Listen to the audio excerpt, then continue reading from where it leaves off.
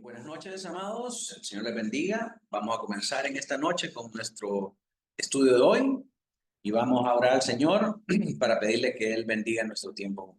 Oremos. Oh Señor, nuestro gran Dios, Rey de gloria y majestad, venimos delante de ti esta noche, dándote gracias, Señor, por tu abundante providencia para nuestras vidas. Reconocemos, Señor, de que somos indignos de tu favor. Reconocemos, Señor, de que no merecemos nada de ti, que todo lo que tenemos, Señor, es por tu gracia solamente, y que tú nos das siempre, Señor, más de lo que merecemos, conforme a tu gran misericordia y a tu riqueza en gloria en Cristo Jesús. Esta noche, Señor, queremos dedicarnos al estudio de tu palabra, queremos entregarnos a ti, queremos, Señor, que nos deje un espíritu de entendimiento, de sabiduría, de discernimiento, para poder escuchar atentamente a estas cosas que tú nos mostrarás, Señor, y para poder retenerlas en nuestra mente y corazón, de modo que tu palabra, Señor, pueda animarnos en medio de nuestras más profundas dificultades, en medio de nuestras más profundas pruebas, Señor, a mirar a Cristo y a saber que aunque arrecie la prueba y la tentación, Señor, Cristo ya venció en la cruz del Calvario. Cristo ya puso bajo sus pies a nuestros enemigos y que nuestro futuro, como tu iglesia, como tu amada, Señor, es la gloria junto a ti. Ayúdanos a aferrarnos a esa promesa, ayúdanos a entender las cosas que tú has dejado para nosotros en tu palabra y que podamos, Señor, crecer, ser edificados y edificar a otros con este mensaje. En el nombre poderoso de Jesús oramos. Amén y amén. Muy bien, mis hermanos, en esta noche entonces continuamos con nuestro estudio del libro de Apocalipsis y hemos llegado ya al capítulo 12.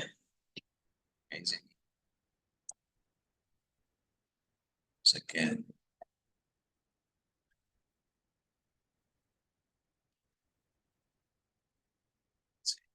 hemos llegado entonces al capítulo 12 y a ver esto, muy bien. Al capítulo 12, que tiene que ver con un conflicto más profundo. Aquí es agudizado el conflicto entre la iglesia y las fuerzas del mal, ¿verdad? Y esta sección comprende de Apocalipsis 12 hasta el capítulo 15.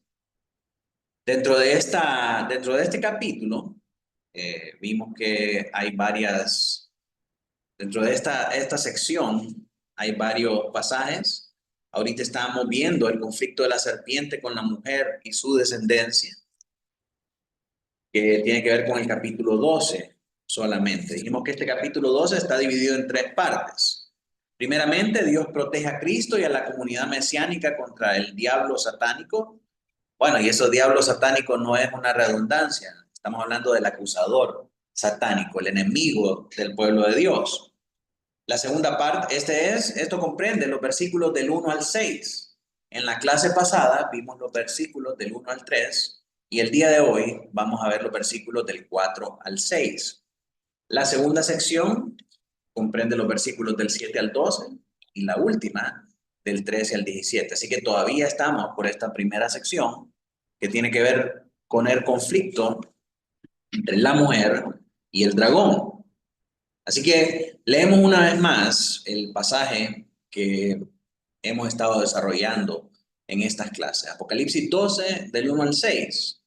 Dice así: apareció en el cielo una gran señal, una mujer vestida del sol, con la luna debajo de sus pies, y sobre su cabeza una corona de 12 estrellas.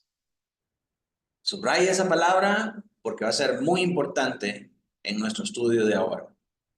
Y estando encinta, clamaba con dolores de parto, en la angustia del alumbramiento. También apareció otra señal en el cielo. He aquí un gran dragón escarlata, que tenía 7 cabezas y 10 cuernos, y en sus cabezas 7 diademas, y su cola arrastraba la tercera parte de las estrellas del cielo y las arrojó sobre la tierra, y el dragón se paró frente a la mujer que estaba para dar a luz, a fin de devorar a su hijo tan pronto como naciese. Y ella dio a luz a un hijo varón que regirá con vara de hierro a todas las naciones, y su hijo fue arrebatado para Dios y para su trono. Y la mujer huyó al desierto, donde tiene el lugar preparado por Dios, para que ahí la sustenten por 1260 días. Muy bien, vamos a empezar haciendo una recapitulación de lo que hemos estado viendo hasta ahorita. A pesar de que este capítulo 12 inicia con una nueva visión, continúa desarrollando todos los temas que hemos visto hasta ahorita. Se adentra en una dimensión más profunda del conflicto espiritual que existe entre la iglesia y el mundo y que se ha ido desarrollando progresivamente en los capítulos del 1 al 11. Las cartas, por ejemplo, en el capítulo 3 hablan de las presiones sobre los cristianos para que no transijan a esas presiones que proceden de dentro y de fuera de la iglesia. Ustedes recuerdan, en las cartas a las 7 iglesias, el Señor les dice, no cedan, no transijan con el mundo, no entreguen su fe a cambio de comodidades. El Señor les dice, sean fieles hasta la muerte y yo les daré esto. Retengan lo que tienen, manténganse firmes. El Señor le dice a las 7 iglesias ese mismo mensaje, ¿verdad? Para que ellos no cedan en su fe ante las presiones a las que está sujeta la iglesia, tanto de afuera como de adentro. Luego los sellos revelan que las fuerzas espirituales del mal se desatan contra los creyentes e incrédulos por igual, de acuerdo con el mandato de Cristo resucitado. Cristo resucitado ahora reina en el cielo y Él es el que comanda todas las fuerzas del mal que vienen a ejercer el juicio a la tierra. Luego las trompetas demuestran el juicio de Dios sobre una humanidad endurecida, sobre la humanidad que no quiere nada de Dios y continúa siendo hostil a Dios y a su iglesia. Sin embargo, en todo este relato, desde el capítulo 1 hasta el capítulo 11, vemos que se intercalan secciones que nos muestran a nosotros cómo el pueblo de Dios va a ser protegido espiritualmente a lo largo de todos estos años. El Señor siempre sella a los suyos, el Señor siempre guarda a los suyos, el Señor comanda las fuerzas del mal que no toquen a los que son parte de su pueblo escogido. Así que ahora hablemos un poco más acerca de los símbolos que vimos en la clase pasada y sus significados. Teníamos el sol, la luna y las estrellas en el verso 1. Esta es la comunidad de fe del Antiguo Testamento que esperaba al Mesías, ¿sí? Hasta José y María, toda esa gente que estaba ahí era la comunidad del Antiguo Testamento que había retenido su fe en espera del Mesías. ¿Y por qué decimos que el sol, la luna y las estrellas representa a esa comunidad? Porque esto lo vemos nosotros en Génesis, ¿verdad? Con la familia de José.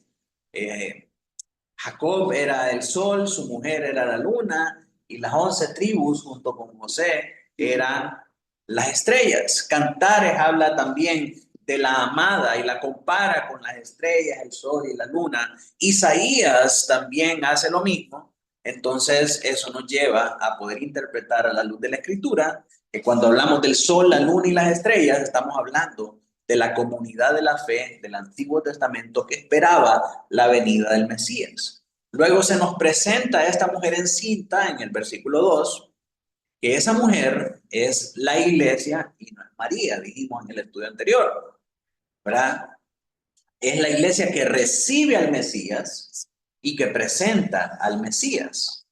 Es decir, es una comunidad ya no del Antiguo Testamento, sino que del tiempo del pacto de gracia hecho de Dios con su pueblo. A partir del nacimiento de Jesús, Jesús viene a extender un nuevo pacto con su pueblo y esta es una comunidad diferente, pero sigue siendo parte del pueblo de Dios. Entonces, es esta comunidad la que recibe al Mesías y la que lo presenta al mundo también, porque es durante el desarrollo del ministerio terrenal del Mesías que la iglesia es constituida y que el Mesías es presentado al mundo por medio de la evangelización de la iglesia. ¿Y a dónde vemos eso en los textos? Bueno, el Señor Jesús habla acerca de una mujer embarazada, habla también Isaías acerca de eso, siempre nos dice acerca de la Virgen que va a concebir y todo lo demás. Luego vemos los dolores de parto. Nos dicen que esta mujer está encinta y está experimentando dolores de parto. Los dolores de parto significan persecución y significan la guerra entre simientes.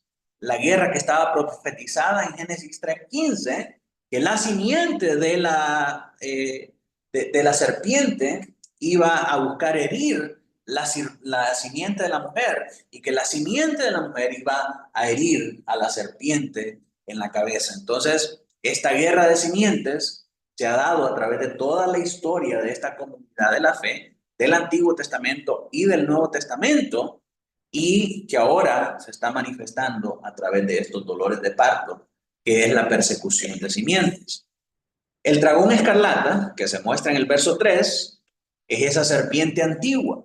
Su color escarlata representa el conflicto, de la misma manera que en la primera serie de juicios de los sellos, el caballo rojo representa la guerra y el conflicto y todo lo demás. Entonces, Apocalipsis 6:4 nos da un panorama acerca de eso.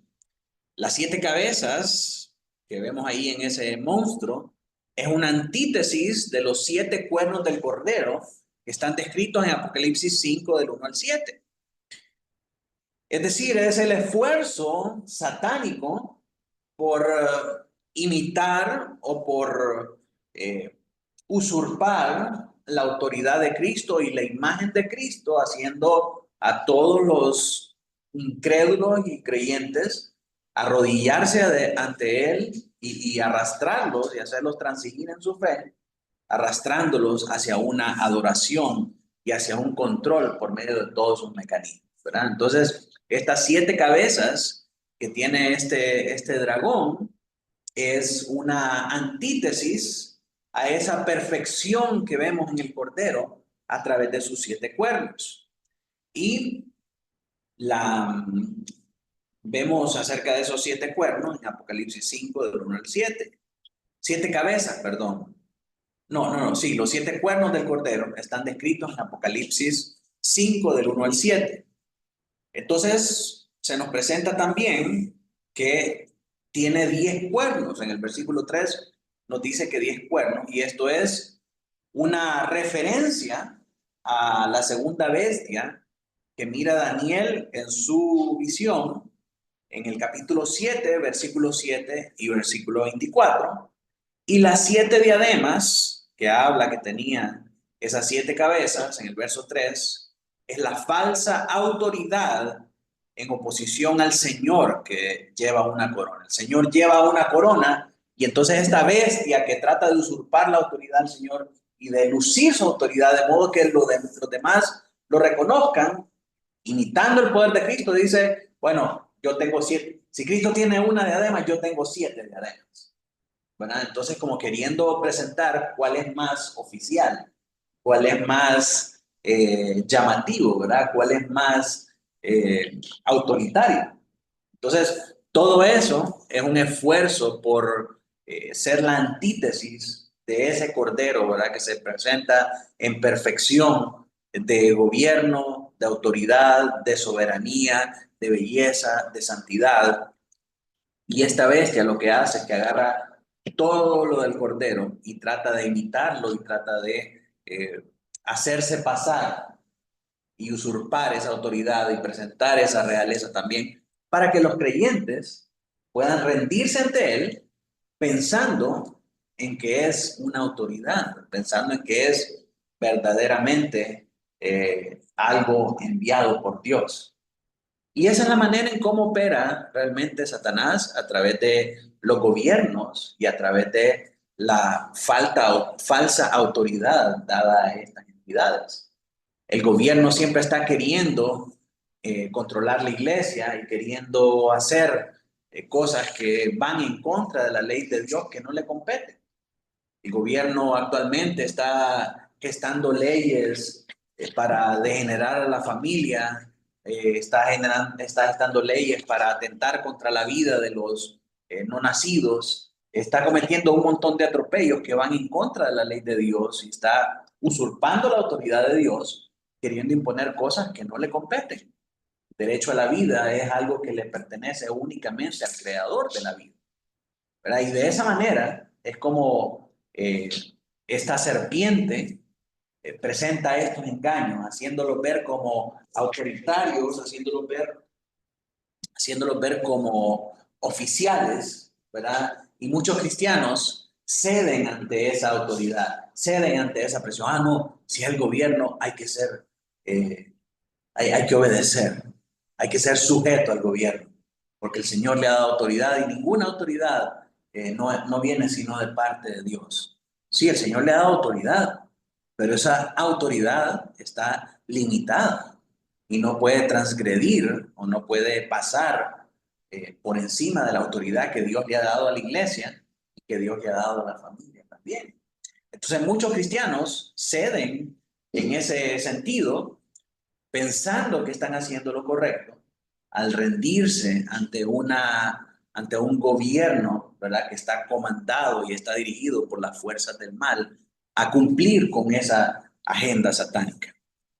Entonces, de ahora en adelante, hermanos, así es como vamos a ver que Satanás va a operar a través de ese dragón de 7 cabezas, ¿verdad? Y de 10 cuernos y de 7 diademas, queriendo ser autoritario en todas las cosas y queriendo mandar sobre todo el panorama político global, en economía, en guerras, en todo lo que tiene que ver con la organización del mundo. Entonces, esos son los principales símbolos que encontramos en la primera sección que comprendía los versos del 1 al 3. ¿Cuál es el propósito de este mensaje? ¿Para qué se nos presentan todas estas cosas? La mujer que estaba encinta, el sol, la luna y las estrellas, el dragón con 7 cabezas, con 10 cuernos, con 7 diademas. ¿Cuál es el propósito? El propósito de este capítulo 12, mis hermanos, es contar nuevamente la historia que hemos venido viendo en los capítulos del 1 al 11 a través de esta parábola de la mujer y el dragón. También establecer que desde el nacimiento de Cristo, esta serpiente antigua que es el diablo y Satanás, busca destruir la simiente prometida desde siempre, desde siempre. Si miramos nosotros para atrás, si miramos en retrospectiva desde Génesis 3, cuando el Señor le promete eso al hombre, que le iba a dar una simiente, que iba a poner su pie sobre la cabeza de la serpiente, esta serpiente ha estado tratando de morder el calcañar del hombre, de la simiente del hombre. Lo vemos con Caín y Abel, lo vemos con Noé, lo vemos con Abraham, lo vemos con Jacob, lo vemos con Isaac, lo vemos con todos los descendientes de Adán hasta el Señor Jesucristo, que fue quien pudo vencer a esa serpiente. Pero todos los héroes de antaño tuvieron que pasar por esa prueba, ¿verdad? Y por ese ataque de la serpiente, por tratar la serpiente, de cortar esa simiente, ¿verdad? De que no llegara a esa simiente y afectar al hombre de manera que estuviera completamente separado de Dios y de su comunión. En ese segundo, sería desde el nacimiento de Cristo o desde el inicio de la creación. Desde el inicio de la creación, desde el inicio de la creación. Solo que recordemos que el propósito del capítulo 12 es profundizar más en ese conflicto que hay entre el pueblo de Dios y esta fuerza demoníaca. Y ahora con el nacimiento de Cristo, que es la simiente, esta serpiente va a hacer todo lo que esté en su poder para poder frenar esa simiente, para que esa simiente no nazca. Y miren si no es cierto. Antes del nacimiento de Cristo, Herodes decreta que todos los niños de Belén tienen que ser asesinados. Y es una masacre terrible, hermanos, terrible.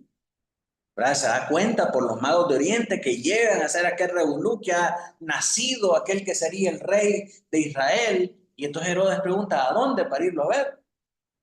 Y como no le dicen y no saben, manda a matar a todos los niños. Es un ataque de la serpiente para que esa simiente no nazca. ¿Verdad? Se dan cuenta que con el nacimiento de Cristo, el conflicto entre el pueblo de Dios y estas fuerzas satánicas se agudiza. Y esto es lo que se mira aquí en este capítulo 12. La manera en que manifiesta sus intenciones es a través de la persecución. Y esa persecución son los dolores de parto de la iglesia. Esta persecución comienza desde Génesis, aquí está la respuesta a tu pregunta, comienza desde Génesis, ¿verdad? Cuando el Señor dice que pondré enemistad entre tu simiente y la de él, y continúa en la era de Cristo y se agudiza en estos últimos días. O sea, persecución por parte de la serpiente siempre ha habido, desde los tiempos de Adán, es manifiesta y agudizada en los tiempos de Cristo, y ahora en el tiempo de la iglesia sigue estando presente y con mucha más, arrasando mucho más. Cristo es la simiente prometida en Génesis.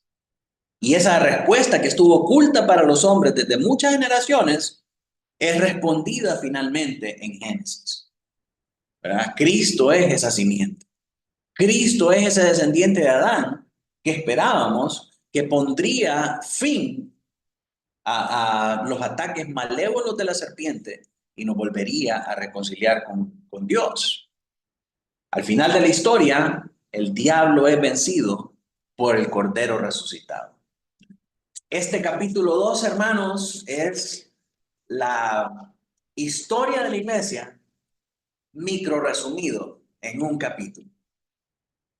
La serpiente tratando de impedir la venida de Cristo, generando persecución contra la iglesia, Cristo naciendo contra todos los pronósticos, contra todos los ataques de la serpiente y venciendo a ese dragón para reinar con vara de hierro por siempre y para siempre.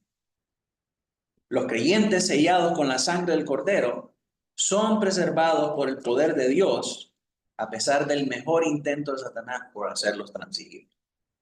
Los que son de Dios son guardados de todo el mal.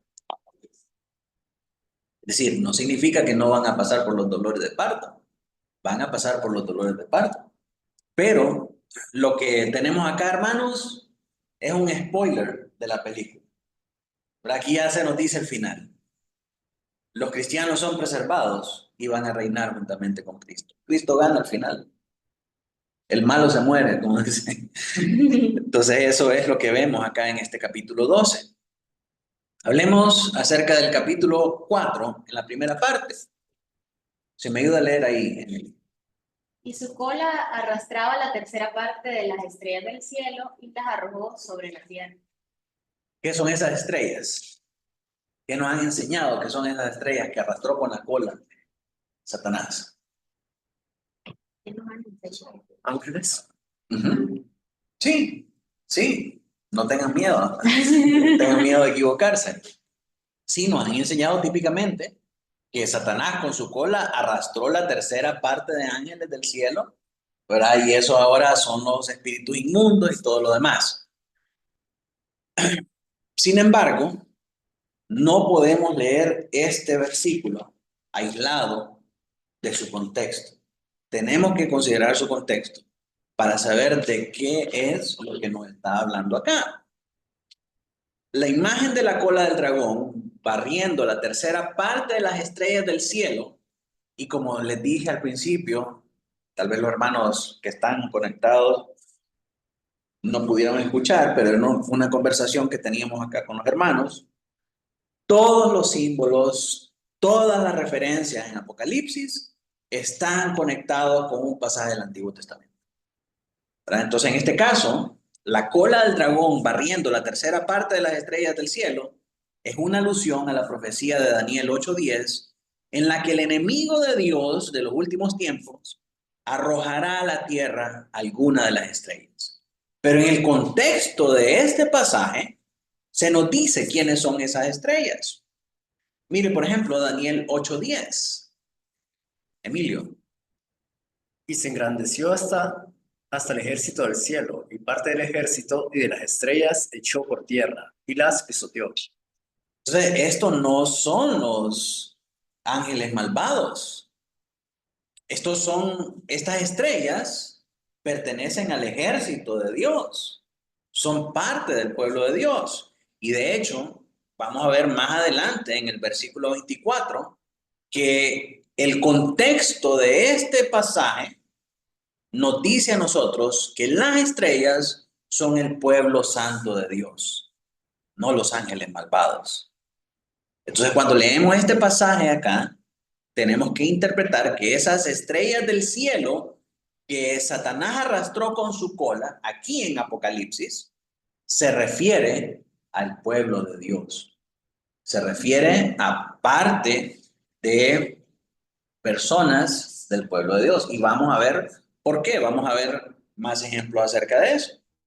En el 12:3, una vez más, las estrellas se identifican con el pueblo de Dios. Tomando en consideración el contexto de estos pasajes, las estrellas, la representación de las estrellas aquí, tiene una estrecha relación con las dos estrellas que vimos en el versículo 1. ¿Se acuerdan que les dije que subrayaran las dos estrellas del versículo 1 porque eso iba a ser más importante? Comenzamos el versículo 1 de Apocalipsis hablando de estrellas y ahora se nos dice en este versículo 4 que esas estrellas que vimos en el primer versículo, la tercera parte de ellas han sido arrastradas por la cola de este dragón. Si alguien puede leer nuevamente Apocalipsis 12:1. Apareció en el cielo una gran señal, una mujer vestida del sol, con la luna debajo de sus pies, y sobre su cabeza una corona de 12 estrellas. Ajá, vemos una corona de 12 estrellas. ¿Quiénes eran las estrellas? El sol, la luna y las estrellas, ¿quiénes eran? El pueblo. El pueblo de Dios, la comunidad del Antiguo Testamento que esperaba la venida del Mesías. ¿Sí? Entonces, cuando nos dice que este ángel, esta serpiente, arrastró con su cola estas estrellas, ¿a qué estrellas se está refiriendo? A las estrellas que estaban plasmadas en el versículo 1. ¿Y cuáles son esas estrellas? Es el pueblo de Dios. ¿Sí? Necesitamos seguir el flujo y el contexto del pasaje. No podemos venir y poner estrellas de otro lado donde no se nos está diciendo que pertenecen ahí. O sea, tenemos que trabajar con el contexto del pasaje, con lo que se nos está diciendo acá. Es la comunidad de la fe del Antiguo Testamento que esperaba la venida del Mesías. ¿Ok? El sol, la luna y las estrellas, acuérdate. La mujer es la iglesia, que es la comunidad de fe del Nuevo Testamento, que es la que pare a Cristo, por así decirlo. Cristo vino a nacer a la comunidad del Nuevo Pacto.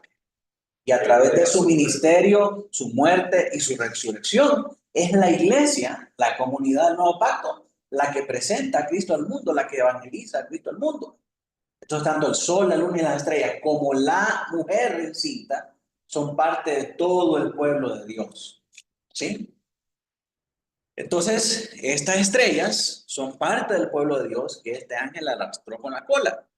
Tomando en consideración estos pasajes, entonces podemos saber que este versículo 4 está íntimamente relacionado con el versículo 1 que nos habla acerca de esas estrellas. Por consiguiente, las estrellas que caen deben simbolizar un ataque a Israel, no a Israel del Medio Oriente, a Israel, la iglesia. ¿Verdad?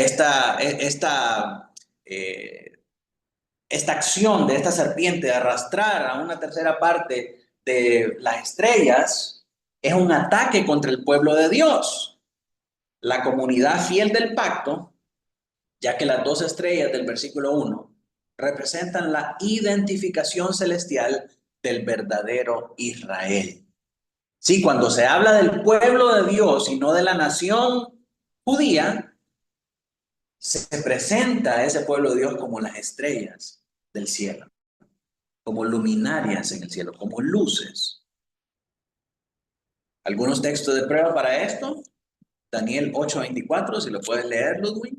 Su poder se fortalecerá, mas no con fuerza propia, y causará grandes ruinas y superará, y hará arbitrariamente y destruirá a los fuertes del pueblo de los santos. Este capítulo 8 es el que nos dice también que con la cola iba a arrastrar las estrellas. En el verso 24 nos dice quiénes son esas estrellas. ¿Quiénes son? El pueblo santo. Aquí en Daniel 8. ¿Sí? ¿Están conmigo? Vamos a ver una vez más. Aquí en el 8:10 se engrandeció hasta el ejército del cielo, y parte del ejército y de las estrellas echó por tierra y las pisoteó. Esa misma profecía es la que está citando Juan, es la que está viendo Juan aquí en el 12:4, que con su cola arrastraba la tercera parte de las estrellas del cielo. ¿Sí? La gente cuando recibió esa profecía, ¡pum!, inmediatamente Daniel 8, ¿verdad? Donde habla de lo mismo. Parte del ejército de las estrellas echó por tierra y las pisoteó. Al final de Daniel 8, en el versículo 24, encontramos este pasaje. ¿De quién está hablando? ¿Quiénes son esas estrellas? El pueblo de los santos. ¿Sí? ¿Estamos? ¿Sí? Ok. Daniel 12:3. Los entendidos resplandecerán como el resplandor del firmamento, y los que enseñan la justicia a la multitud como las estrellas a perpetua eternidad. Nuevamente el pueblo de Dios presentado como estrellas. Mateo 13:43. Entonces los justos resplandecerán como el sol en el reino de su Padre. Pero ese es el sol, no son las estrellas. ¿Y qué es el sol? Una estrella. Génesis 15:5, cuando el Señor le dice a Abraham acerca de la promesa: mira ahora los cielos y cuenta las estrellas si las puedes contar. Y le dijo: así será tu descendencia. ¿Cuál descendencia? La iglesia, el pueblo de Dios, el verdadero Israel. Génesis 22:17, de cierto te bendeciré y multiplicaré tu descendencia como las estrellas del cielo y como la arena que está a la orilla del mar, y tu descendencia poseerá las puertas de sus enemigos. Entonces, cuando leemos en Apocalipsis, cuando el pueblo de aquel momento recibió esta profecía, lo que significó para ellos ese ataque era una relación directa con Daniel 8:10. ¿Sí? Y al pensar que el enemigo con su cola, la serpiente con su cola, iba a arrastrar las estrellas, estaba refiriéndose a un ataque a la iglesia. Quizás para nosotros es difícil pensar cómo el enemigo podría hacer tanto daño al pueblo del Señor. Pero nuevamente, yo sé que todas las semanas volvemos a ese ejemplo, pero quizás porque está tan fuerte y es tan impactante, pensemos cómo daña a la iglesia la caída de un ministro, la caída de alguien como el doctor Lawson. O sea, eso es una herida fatal a la iglesia, ¿verdad? Muchos piensan, puchica, y si este maestro, que era un maestro, ¿verdad?, cayó, ¿qué pasará con los que andan más o menos? ¿Verdad? Algunos de plano se van, habían escuchado y habían creído y eran pastoreados por este hombre, mejor se fueron. O sea, es un ataque similar al que estamos leyendo aquí en Apocalipsis, que con la cola arrastró una parte de las estrellas. Y que juntamente con él vengan una ristra de varones que andan en malos pasos. O sea, ese es el tipo de ataque que la serpiente trae al pueblo de Dios y que con la cola arrastra estas estrellas. Y ese ataque que dice es, o sea, no es un ataque o el ataque, sino que es los ataques. Son todos los ataques a lo largo de la era de la iglesia, ¿verdad? Y esa es una manera. Hay muchas otras maneras, ¿verdad? Pensemos en las iglesias del Apocalipsis, a través de políticas de gobierno en las que les decían: ustedes no van a recibir alimentos porque son cristianos. Eso traía también persecución, angustia, dolor y necesidad y una situación difícil para las iglesias. Entonces esos son los ataques de la serpiente hacia la iglesia. Ahora, ¿qué significa todo esto? Aunque Daniel 8:10 se aplicó por primera vez con respecto al perseguidor de Israel del siglo II antes de Cristo, Antíoco Epifanes, Ahora Juan aplica de forma escalada al poder diabólico que está detrás de Antíoco. Este Antíoco Epifanes ha sido uno de los terroristas más grandes que ha afectado a Israel, ¿verdad? Llegó a saquear completamente Israel, agarró, se metió al templo judío y dijo, adórenme porque yo soy Dios. Ese nombre Epifanes viene de Epifanía. Epifanía es la manifestación visible de Dios. Entonces él se llamaba así porque él decía que él era Dios encarnado, ¿verdad? Se mete al templo, dice, adórenme a mí porque yo soy Dios, y ofrece adentro del templo el sacrificio de un cerdo, ¿verdad? El sacrificio de un cerdo, el animal más detestable por los judíos en aquella época. Entonces, Antíoco Epifanes profana de una manera terrible, como nunca antes se ha visto, el templo de Israel, mientras están conquistando a los judíos. El enfoque principal de esta sección es la persecución de la comunidad piadosa inmediatamente antes del nacimiento del Mesías, aunque el estilo comprimido del escritor, esto podría incluir también aspectos de la era del Antiguo Testamento y el período intertestamentario que conduce a la época de Cristo. ¿Verdad? Y aquí en recordemos que entre el nacimiento de Cristo y la generación inmediatamente antes de Cristo es Antiguo Testamento también, ¿verdad? Es esa brecha entre Antiguo Testamento y Nuevo Testamento. Y aunque la visión presenta el nacimiento de Cristo, la persecución, el ataque de la serpiente abarca, como dijimos anteriormente, desde Génesis, toda la parte del Antiguo Testamento, el tiempo intertestamentario, hasta la era de Cristo. Mencionamos la masacre de Herodes y la persecución temprana del Señor Jesucristo. La opresión adopta la forma de persecución, así como los intentos de engaño. La intención del dragón, la segunda parte del versículo 4. Y el dragón se paró frente a la mujer que estaba para dar a luz a fin de devorar a su hijo tan pronto como naciese. La intención del dragón, según revela esta segunda parte del versículo, no es solamente atacar al pueblo de Dios, sino destruir al propio Mesías. Mire qué osado este Satanás. Una vez que la mujer dé a luz, su intención es matar al Mesías, matar a la criatura que va a nacer de esa mujer. Y aquí encontramos una referencia, mis hermanos, a todas las formas en que el diablo trata de tentar a Jesús y destruirlo durante el tiempo de su ministerio terrenal.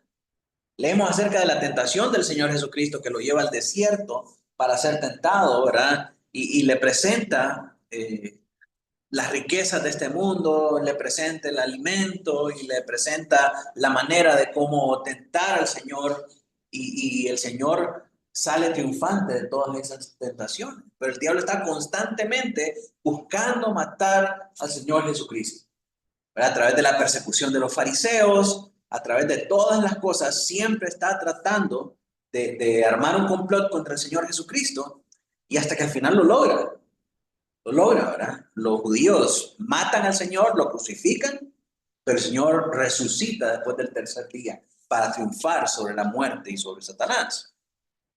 En la cruz parecía que el diablo ya había triunfado finalmente, pero la resurrección arrebató a Jesús del poder de la muerte que ejercía la serpiente. Dice ahora el verso 5, y ella dio a luz a un hijo varón que regirá con vara de hierro a todas las naciones, y su hijo fue arrebatado para Dios y para su trono. Aquí hay un juego de palabras muy importantes entre el verso 4, ¿sí? Dice, y el dragón se paró frente a la mujer que estaba para dar a luz a fin de devorar a su hijo. Ahí subraya esa palabra hijo, tan pronto como naciese. Luego en el versículo 5 dice, y ella dio a luz a un hijo varón que regirá con vara de hierro a todas las naciones, y su hijo fue arrebatado para Dios y para su trono.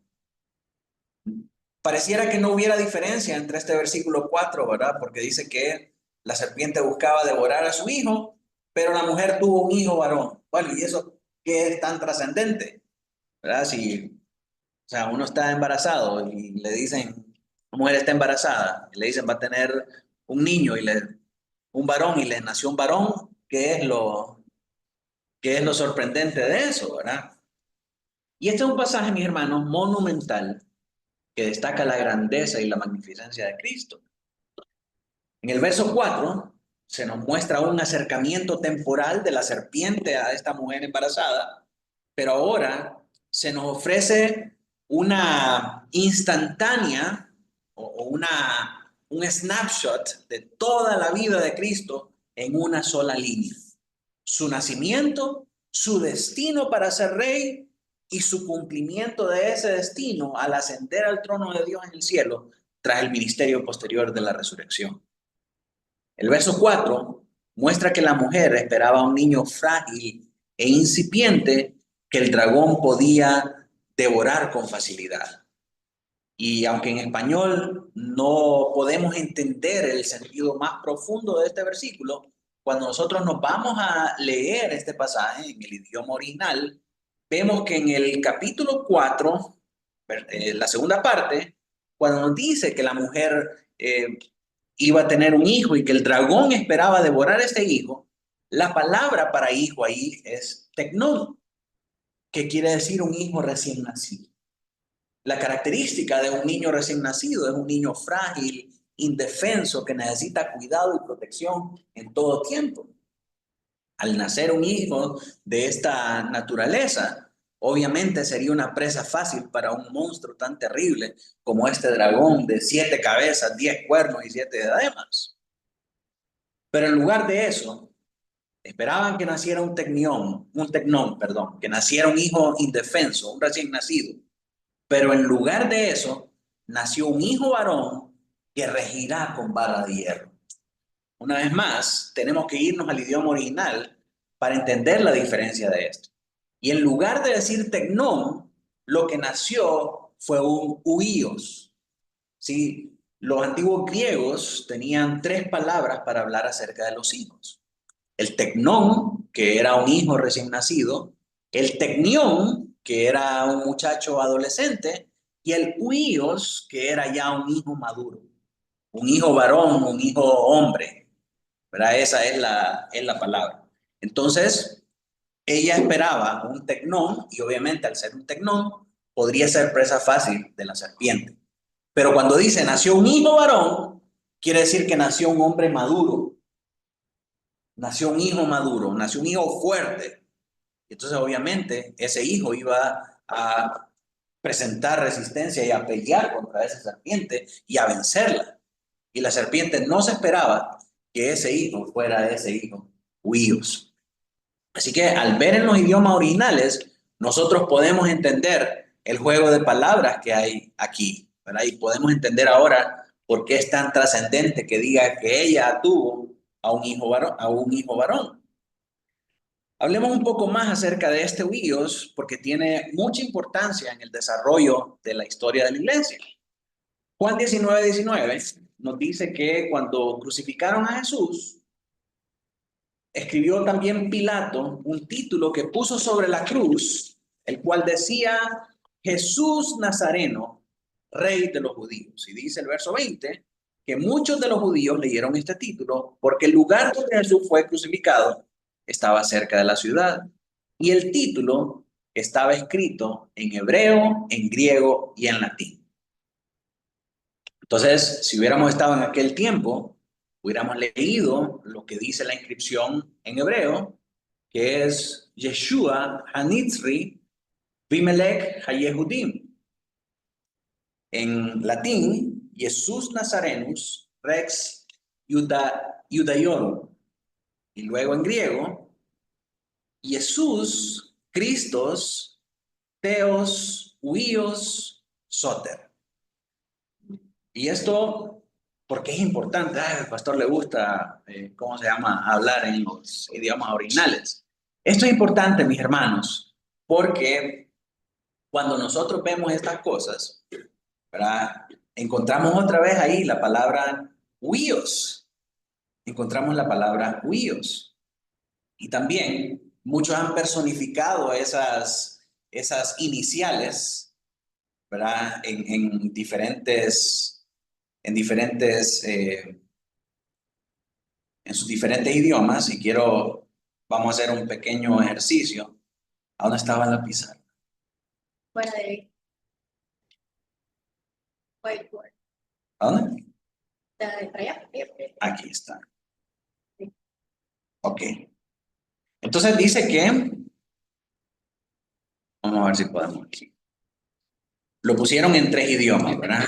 En hebreo, que se lee de atrás para adelante, Yeshua Hanitz Ribi Melech HaYehudim, se abrevia, mire bien, con las iniciales YHWH. Y ese es el tetragramatón judío para el nombre de Dios. Algunos dicen que por esa razón, el ladrón que estaba en la derecha pudo leer y reconocer que quien estaba siendo crucificado ahí era Dios, porque él pudo leer de derecha a izquierda y ver lo que decía ahí. Luego en latín, ¿verdad? Son las iniciales INRI, Jesús Nazarenius, Yex Judaeorum. Y en griego es Jesús, Cristos, Theos, que no es una O, sino que es una O con un cosito, ¿verdad? Que es como TH, de Theos, que es Dios, Theos, Huíos, que es el hijo maduro, Soter, significa Jesucristo, el hijo maduro de Dios, el Salvador. Y entonces, en griego, esa S es como E. Y por eso es que en muchos símbolos se usa la palabra ixoye para referirse a Cristo. Ixoye con un pescadito. Y uno dice, ¿y eso qué tiene que ver?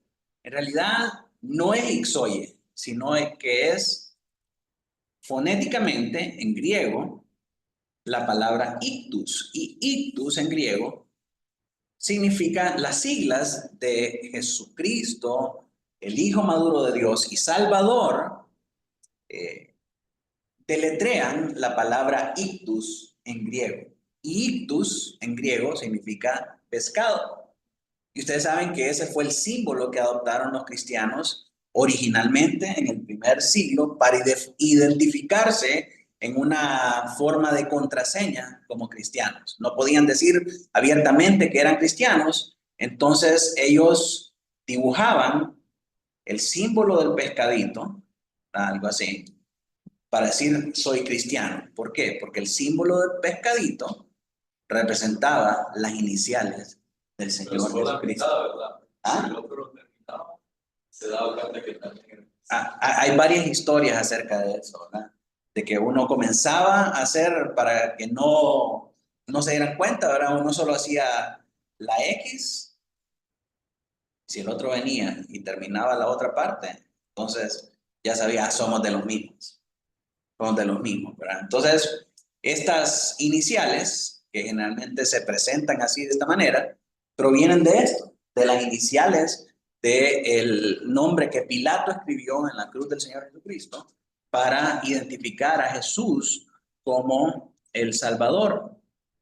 Entonces, de ahí viene esta palabra y esa es la trascendencia de este vocablo, huíos.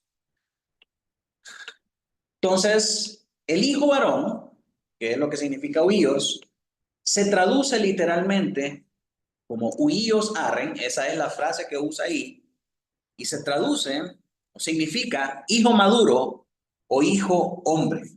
Ahora, ¿y eso por qué nos interesa? Porque esta es una referencia en griego para el término hebreo parenosh, que es el hijo del hombre en la visión de Daniel. Daniel 7:13 dice, miraba yo en la visión de la noche, y he aquí con las nubes del cielo venía uno como hijo de hombre, que vino hasta el anciano de días y le hicieron acercarse delante de él. Entonces, esta determinación en esta visión de Apocalipsis, que este hijo que nació era un Dios, era una conexión a esa profecía de Daniel acerca del Hijo del Hombre. Porque el Hijo del Hombre, su equivalente en griego es huios arre, un hijo hombre, un hijo varón, un hijo maduro. Y eso nos conecta de regreso a Daniel 13. ¿Estamos hasta ahí, mis hermanos? Sí. La tumba de Cristo. Ujú. Bueno, en la cruz, para empezar con la cruz, ¿se lo pusieron completo o solo la inicial? Completo. Sí, completo. Correcto. Entonces, esa es la importancia de conocer esa palabra. Ese huios es una determinación griega para el término barenosh, que era importantísimo para los hebreos. Ellos esperaban el barenosh. Cuando Jesús llega al concilio, llega al Sanedrín y dice, yo soy el Hijo del Hombre, y escucharon eso, los sacerdotes y los fariseos se rasgaron las vestiduras y se echaron silicio y dijeron, blasfema, este hombre blasfema. ¿Por qué? Porque estaba diciendo, yo soy el cumplimiento de aquella profecía. Y por eso causó tanto escándalo, porque lo conocían, porque era uno de ellos, porque conocían al papá, sabían de dónde venía y decían, ¿cómo es que este dice que es el Hijo del Hombre? Blasfema, porque era una figura importante que ellos esperaban en el cumplimiento profético de todas las cosas que el Señor había dicho para su pueblo. Dice también que este huíos, que este hijo varón reinará con vara de hierro. Y ese es un cumplimiento al Salmo 2, versículos del 7 al 9. Mauro, si puedes leer ahí. Yo publicaré el decreto, Jehová me ha dicho, hijo eres tú, yo te engendré hoy. Pídeme y te daré por herencia a las naciones, como posesión tuya los confines de la tierra. Los quebrantará con vara de hierro, o así me hartaré los 2 días de mi cara. Entonces, cuando la gente recibió esta profecía, que este hijo varón reinaría con vara de hierro, dijeron, este es un cumplimiento a este salmo. Este es el que esperábamos. Este es la simiente prometida. Este es ese barenosh. Este es ese hijo huíos. La última cláusula del verso 5 implica que Jesús ha recibido el poder para reinar con esa vara de hierro a causa de su victoria en la resurrección. Dice, y su hijo fue arrebatado para Dios y para su trono. Esto confirma el hecho de que la profecía, tanto del Salmo 2 como la de Daniel, tiene su cumplimiento en la persona de Cristo. El período entre el nacimiento y la sanción de Cristo se omite porque Él comenzó a gobernar en la ascensión en un sentido más formal que antes, que ese es el propósito por el que nació. Nació rey, ¿verdad? Los sabios de Oriente confirman eso, dicen, ¿a dónde está el niño que ha nacido rey? ¿Verdad? Pero aunque nació rey, él no reinaba todavía, sino que reinó en un sentido más formal cuando él asciende hacia el Padre y recibe todos los reinos y pone a los enemigos debajo de sus pies y se sienta en el trono al lado del Padre. En el contexto, este cumplimiento inicial significa que, como en la antigüedad, en el Mar Rojo, una vez más el dragón ha sido derrotado y esta vez ha sido derrotado mediante la resurrección y la ascensión del Señor Jesucristo. Ahora, la mujer huye al desierto, nos dice el versículo 6.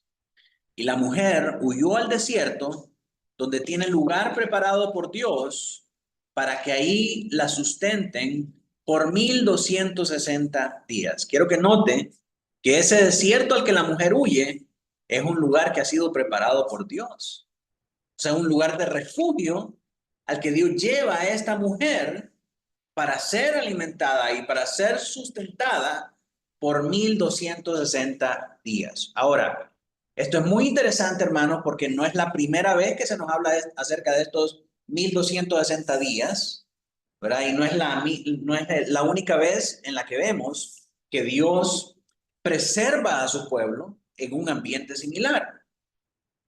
Tras la liberación de su hijo, La mujer que representa la comunidad de la fe, aunque ahora no de la época del Antiguo Testamento, sino de la comunidad mesiánica que vive la era posterior de la resurrección, es decir, la era de la iglesia, ahora está en la tierra y no aparece en el cielo porque representa el verdadero pueblo de Dios en la tierra. Al principio comenzamos con la mujer en el cielo, las estrellas, el sol y la luna, pero ahora está en el desierto, ahora está en la tierra, ¿verdad? Porque ahora se pasa de la visión celestial a la visión terrenal, y esta es la iglesia aquí y ahora, en este tiempo, en esta era entre la resurrección y la segunda venida. Entonces ahí en esa época, el Señor le da consuelo a esta mujer, el Señor sustenta a esta mujer mientras pasan estos 1260 días. La huida al desierto alude al momento en que Israel huyó a Egipto, huyó de Egipto al desierto y fue protegido y alimentado por Yahweh. O sea, este patrón que vemos acá de esta mujer que sale, se aparta para estar en el desierto, alude a esa salida de Israel de casa de Faraón para ir al desierto y ser sustentada por el Señor.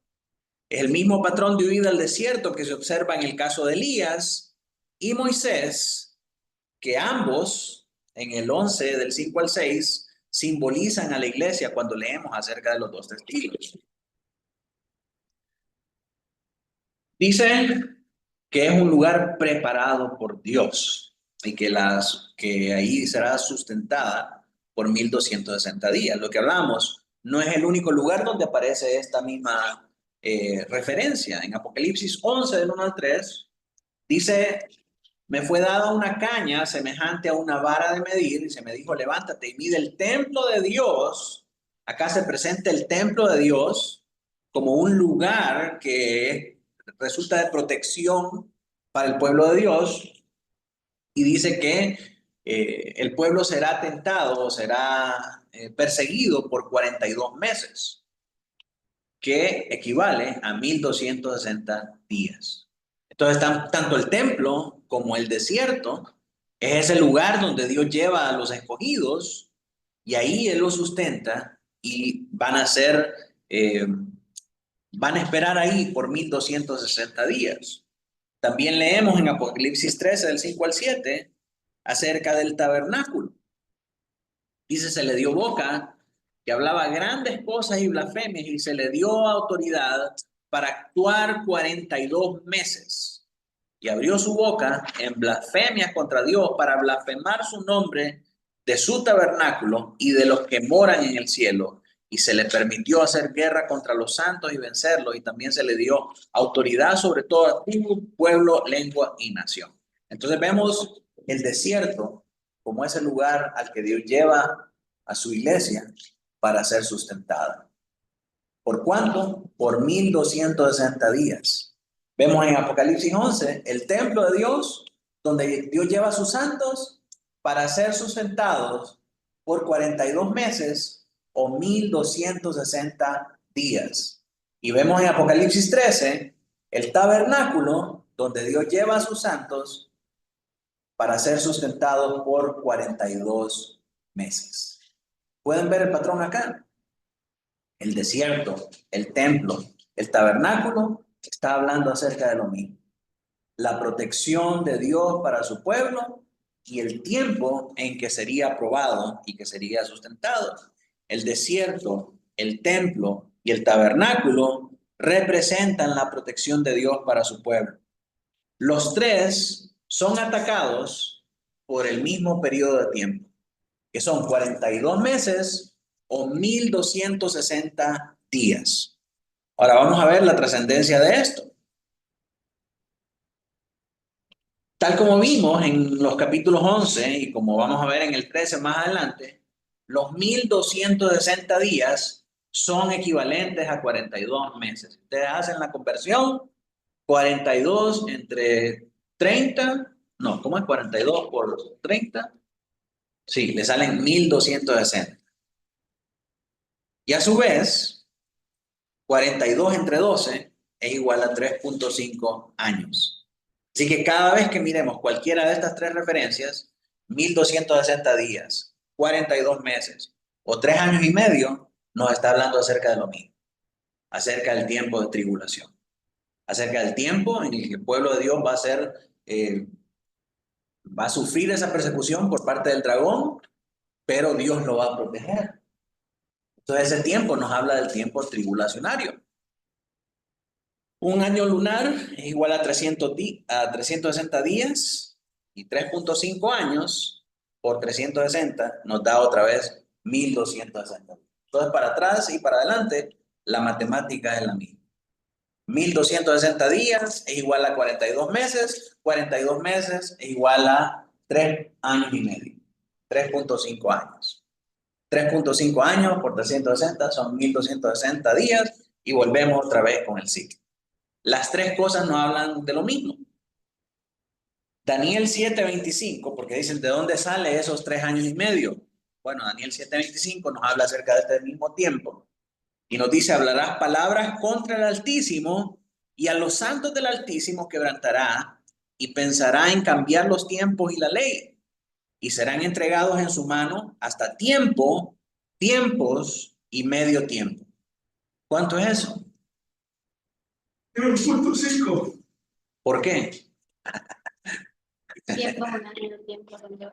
Tiempo, Y medio tiempo es medio año. Exactamente. Puchica. Estrellita. Tiempo es 1, tiempo es 2 y medio tiempo es 0.5. Eso es igual a 3 años y medio. Entonces, ¿de dónde salen estos números? ¿Por qué 1260? ¿Por qué 42? ¿Por qué 3 años y medio?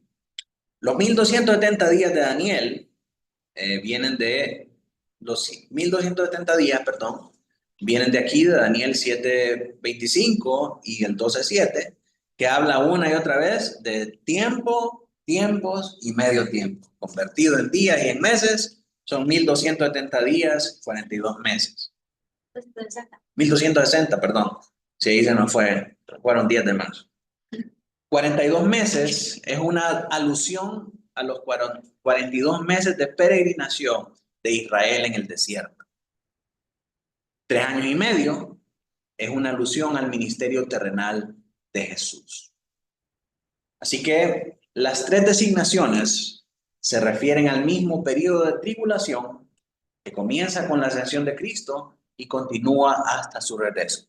¿Cuáles son estos 1260 días? Es el tiempo entre la ascensión de Cristo y su regreso.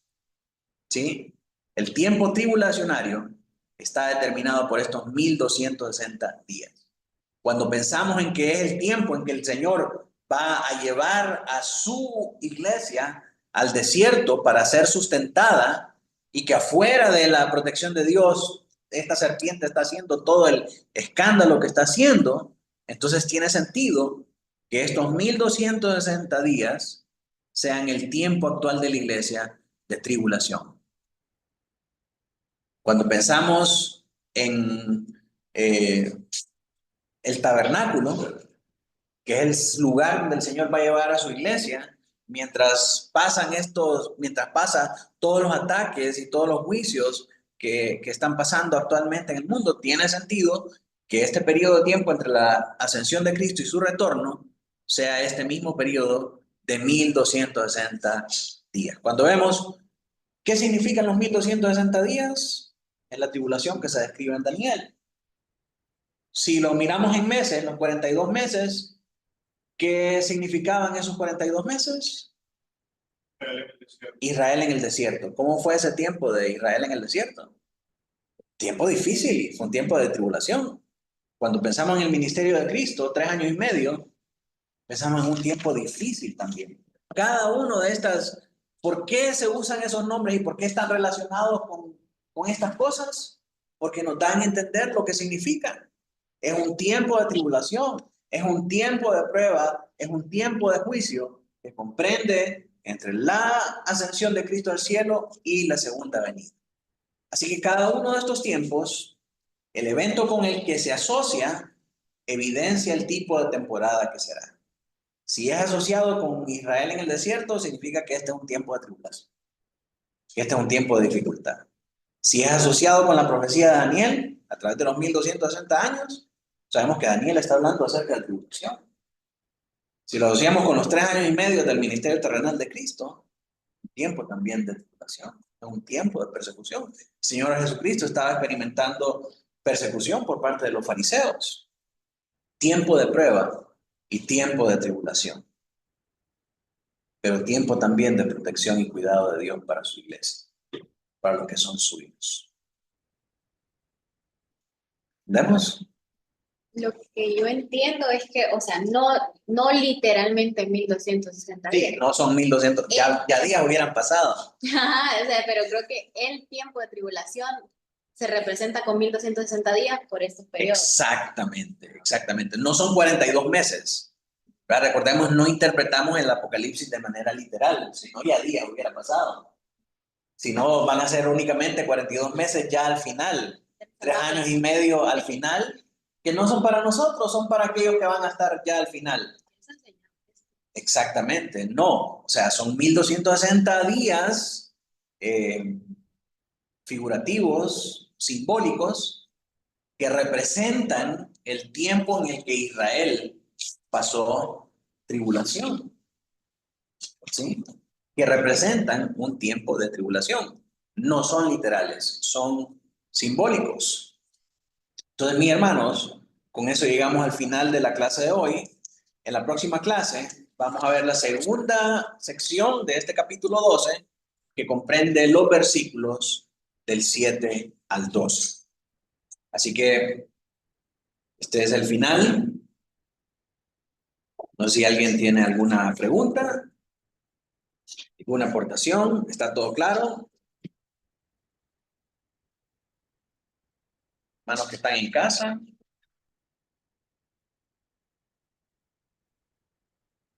Bien, si no hay preguntas, entonces terminamos orando al Señor. Hermana Emily, si puede dirigirnos en oración, por favor. Amado Padre Celestial, te damos gracias, Señor, por tu palabra, Señor, por tu enseñanza que siempre es de refrigerio para nosotros, Señor. Gracias por traer, Señor, esta enseñanza que nos guía, Señor, que nos da consuelo, que nos ayuda a comprender mejor, Señor, tus planes, tu propósito perfecto, Señor, desde antes de la creación del mundo y de todo, Señor. Gracias por tu protección. Gracias, Señor, por salvarnos. Gracias por este plan perfecto y por el sacrificio, Señor, de enviar a tu Hijo a morir por nosotros, Señor. Gracias, Padre. No podríamos terminar de agradecerte nunca, Señor. Te damos toda la gloria, te alabamos, Señor, y te agradecemos por darnos entendimiento, Señor, para poder comprender estas grandes verdades, Señor, y que consuelan nuestro corazón en estos tiempos que vivimos, Señor, que aunque en comparación con los antiguos parecen fáciles, Señor, también tienen sus dificultades. Gracias, Señor, por la vida de nuestro pastor y por darle también sabiduría, Señor, para enseñarnos. Bendícelo y guárdalo en todo tiempo, Señor, y también guárdanos a nosotros, Señor. Ayúdanos a permanecer firmes. Cuídanos, Señor, guíanos y apártanos de la tentación del pecado, Señor. Por favor, llévanos con bien a nuestros hogares y guarda a nuestros hermanos en cada uno de sus hogares, Señor. En el nombre de Jesús. Amén. Amén.